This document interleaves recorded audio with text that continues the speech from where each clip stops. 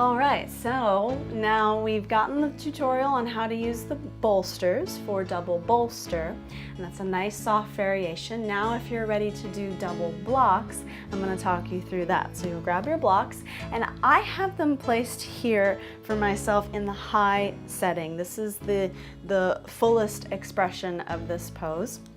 And if you want an intermediate setting, you of course just turn the blocks onto their lower setting.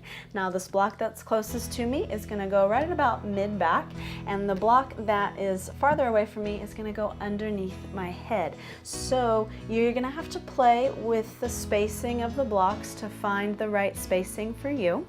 But in general, about 4 inches or so is sufficient for most people. So now, once you have your blocks set, you'll sit on your mat a few inches in front of the block that's immediately behind you. I always start with my knees bent and my feet flat on the floor, just like we did for double bolster.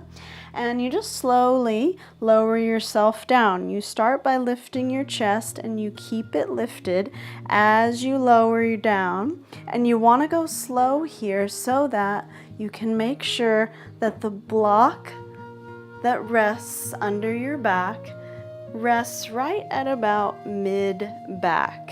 And then when your head comes close to the block above you, you want to make sure that that block rests right at your occiput.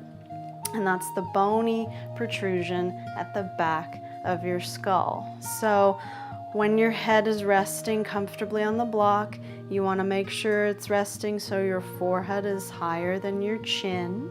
So you have a nice long space through the back of your neck.